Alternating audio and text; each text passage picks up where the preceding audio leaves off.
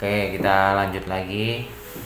Pak Tua, ini apa ngobrolnya tambah seru nih, soalnya kan mungkin ini buat apa ya, ke lebih teman-teman lebih aware lagi lah, karena kan banyak asumsi dari orang itu kalau COVID itu kan apa buatan ya, buatan mengada-ngada gitu. Iya, nggak percaya. Awalnya sih banyak orang gitu, ternyata kan di sekitar kita tuh ada. Dan ini juga kejadian kan memang benar-benar teman dekat lah yang biasa tiap hari ini. Jadi kekhawatiran kemarin itu ya kalau di kantor pasti setelah ada kejadian itu pasti di trace ya. Jadi yang kira-kira berhubungan terakhir itu kemarin sempat di antigen semua, di swab semua, dan syukur semuanya negatif. Jadi tapi ini mungkin jadi peringatan ke teman-teman semua sih, yang biasa cuek nggak pakai masker ya harus pakai masker, sering-sering cuci tangan juga. Iya. Oke, lanjut. Mungkin aktivitas ya selama apa namanya, isolasi mandiri itu biar nggak bosan, sama kira-kira sosialisasi ke lingkungan seperti apa nih, karena ini kan menjadi ketakutan dan mencekam apalagi kalau di dekat kita ada orang tua ya, yang punya penyakit bawaan. Iya kan, kebetulan juga di rumah kan ada ibu sama bapak mertua itu kan udah masuk usia lanjut, apalagi bapak kan punya diabetes. Nah itu saat pertama kali dinyatakan positif langsung ya pasti gitu, pada takut semua. Langsung takut semua gitu kan, makanya saya jarang keluar kamar, paling ke samping kan, kebetulan kamar di belakang itu kan ada pintu samping. Jadi paling saya aktivitasnya setelah bangun buka pintu samping kan biar sirkulasi udara masuk, itu penting banget buat kamar isolasi mandiri, itu harus punya sirkulasi yang bagus. Terus usahakan nyari sinar matahari di pagi hari.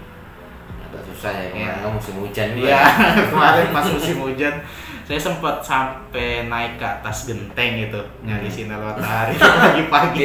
Iya. Kan kebetulan wah ada matahari nih. Tapi harus naik dulu ya. Iya, harus naik dulu kata istri. Udah sana naik ke atas sekalian lihat yang bocor katanya gitu. Ya udah, nah di situ tuh karena paru-paru juga kena sih sebenarnya. Rasanya gimana kenanya? Sakit gitu, kayak orang mau batuk kering saat tarik napas dalam itu langsung sakit, cuma baru tarik sedikit langsung sakit gitu kan, mau batuk. Nah pas di situ saya udah mikir kan, wah iya nih bener nih COVID gitu kan. Di situ selalu berpikir positif, jangan sampai saya sesek. Gitu ya. Saya sih mikirnya positif gitu, jangan sesek.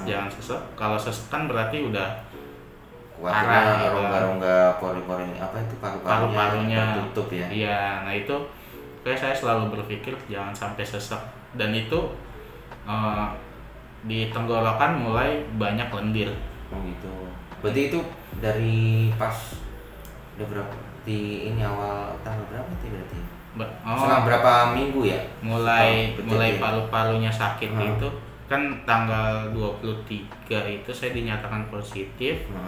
Mulai kena paru-parunya itu di sekitar tanggal 25. Cepat ya berarti? Cepat. Penurunan itu cepat, apalagi pas udah nggak bisa nyium, makan pun kan jadi nggak enak. Kalau rasa masih bisa, cuma kalau yang terlalu asin, terlalu gurih itu udah nggak karuan rasanya. Pahitnya minta gue aneh deh gitu. Saya makan bubur yang biasanya enak gitu kan, yang biasa beli enak gitu, malah jadi aduh nggak enak, nggak karuan gitu. Cuma kan karena harus memenuhi asupan, mau nggak mau dipaksain makan. Itu yang maksudnya kondisi terburuknya gimana Mas? Sempat kemarin dialami. Kondisi terburuknya yaitu mulai itu di tanggal 26, 27, 28, pokoknya sekitar tanggal 28-an itu masih menggigil kan. Pokoknya malam itu luar biasa tuh, demamnya tinggi, menggigil, udah gitu ditambah buang air kecil terus. 1 jam sekali saya buang air kecil itu sampai nggak bisa terus tuh. Iya, Minum terus. minum terus, cuma tetap keluar 1 jam sekali, jadi kan nggak bisa istirahat. Iya. Itu saya udah mikir, aduh ini badan kenapa, saya bilang gitu kan, jangan sampai perburukan atau kayak gimana, saya udah mikirnya begitu. Nah terus saya bilang kan ke istri, udah nggak enak banget badan, bawa kayak ke rumah sakit, saya bilang gitu kan, atau isolasi di rumah sakit kayak atau kemana, saya bilang kalau di rumah nggak bisa gini kan, perkembangannya saya nggak tahu kondisinya kayak gimana gitu. Mungkin nggak ada yang pengalaman di situ. Iya, nggak ada yang pengalaman gitu kan, udah gitu nggak dicek juga sama puskesmas kalau atau mungkin satgas. di contoh di Wisma Atlet kan itu kan rutin gitu Iya, dicek gitu setiap kan. hari kalau di Wisma Atlet kan pagi sore itu dicek. Nah, makanya saya mikir lagi tuh nggak bisa apa dibawa ke sana. Tapi kemarin nggak bisa diakses ke sana ya? Nggak bisa, saya minta sama puskesmas itu, dia bilang nggak bisa, jadi kan harus di rumah aja tadi gitu. Di rumah sakit juga full kata dia gitu kan, rumah sakit rujukan. Ya, makanya saya bingung juga, cuma bener sih, harus berpikiran positif, jangan sampai stres. Kalau stres kan imun makin turun. Nah di situ tuh yang bikin saya semangat buat sehat itu anak. Kalau waktu kan awalnya dibilangnya papa kerja, jadi nggak ketemu gitu kan. Terus lama dia dengar suara saya di sebelah, dia tahu, akhirnya ketok kan, papa gitu kan, teriak. Ya akhirnya kan dikasih tahu, papa sakit, jangan deket-deket nanti kena kuman gitu kan. Nah terus setelah dari situ ngerti. Nah setelah waktu itu ada momen dimana pas saya dari kamar mandi ngeliat, terus dia nanya, papa sakit? Iya papa sakit, saya bilang gitu kan. Ya lagi ngapain, kangen papa. Nah di situ kan langsung kayak gimana gitu kan, di situ jadi mood booster, supaya gue harus sehat. Saya harus sehat, harus ketemu lagi sama anak, main bareng.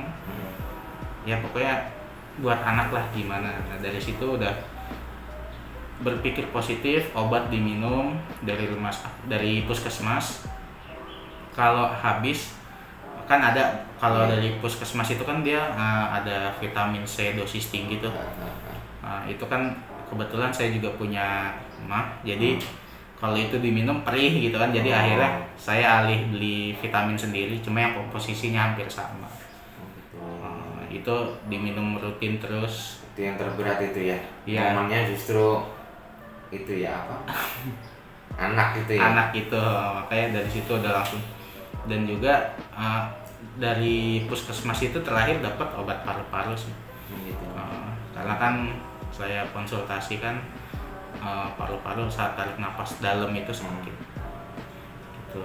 Nah, jadi total berapa lama masih sama mandiri? Saya isolasi mandiri itu dari tanggal 19 mulai awal, cuma kan hasil awalnya itu tanggal 20 udah di swab, 23 keluar hasilnya. Nah terus tanggal 31 itu 31 Januari swab pulang. Jadi kan kalau di total swab pertama tanggal 20, swab kedua tanggal 31, berarti kan 11 hari. Nah itu udah negatif tanggal 30. Pas tanggal 31 itu 31 ya. Alhamdulillah sih di swab tanggal 31, cuma hasilnya keluarnya itu seminggu karena dari pihak puskesmas bilang rame yang COVID itu semakin jadi banyak. Ininya ya, hasil labnya agak lama. Iya, jadi hasil labnya agak lama. Bisa dihitung lebih dari 14 hari berarti ya? Iya. Lebih ya? Lebih dari 14 hari.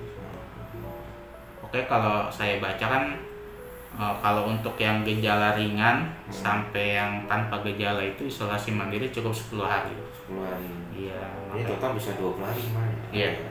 Ada 2 mingguan itu. 2 mingguan ya. Hampir. Iya. Ngeri juga sih. Saya mungkin mikirnya kalau jangan sampai lah ada kejadian ini lah. Iya. Kayak sih. Ini masih kontrol ya? Kalau iya sekarang sih masih kontrol buat paru-paru aja kan. Kemarin oke. Kemarin oke sih kata dokternya. Alhamdulillah bagus kata hasilnya.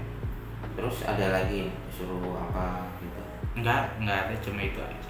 cuma disuruh sering rajin olahraga, ya.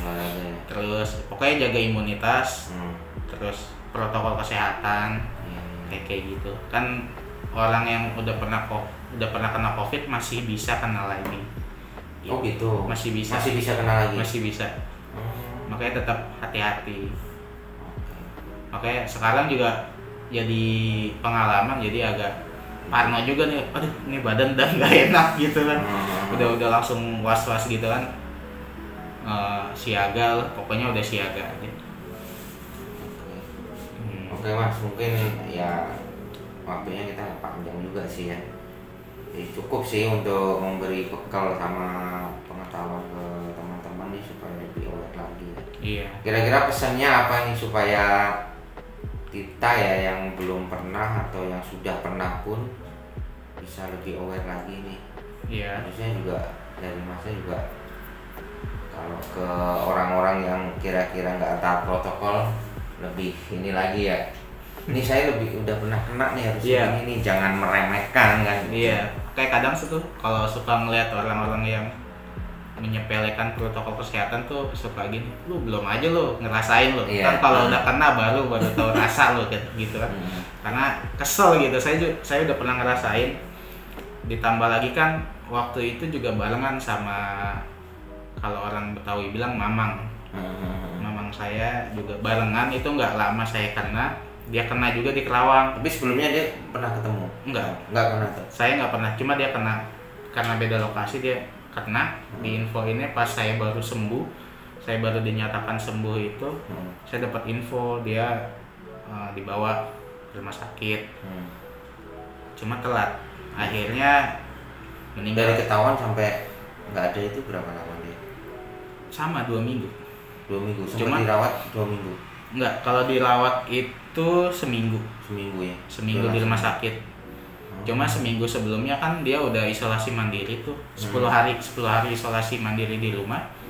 Semakin lama semakin terburuk kan, karena ya itu dia intinya gini, kalau misalkan kena COVID jujur aja, nggak usah malu gitu. Soalnya itu kan nutupin gitu. Nah kalau mamang saya itu gitu, dia malu gitu kena COVID, nggak nanya-nanya. Ini bukan aib juga sih ya. Iya, bukan aib sih.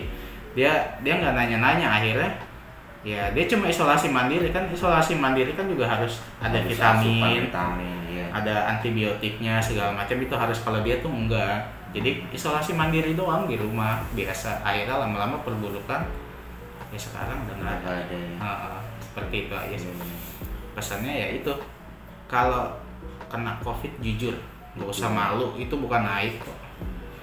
Sama yang belum kena, nah itu protokolnya yang ya. belum kena tuh jangan deh. Kalau misalkan sekalinya kena, kalau yang nggak kuat ya, karena itu ya efeknya berbeda-beda ya. Iya, setiap orang, tergantung kondisi. orang, benar kayak gitu. Kayak jangan meremehkan lah, intinya gitu aja. Oke, siap. Oke, jadi menarik kesimpulan bahwa COVID itu memang ada dan protokol kesehatan tetap harus dilaksanakan ya. Iya. Ya, bisa ngasih tahu orang, harus bisa menjalankan juga. Oke, cukup sampai sekian dulu deh. Terima kasih Mas ya. Siap, sama-sama. Sudah sharing-sharing pengalamannya. Semoga kedepannya lebih baik lagi lah. Amin. Ya, bisa memberi contoh juga, memberi warning juga ke teman-teman yang kurang aware. Iya. Oke, selamat pagi. Terima kasih. Sampai jumpa lagi.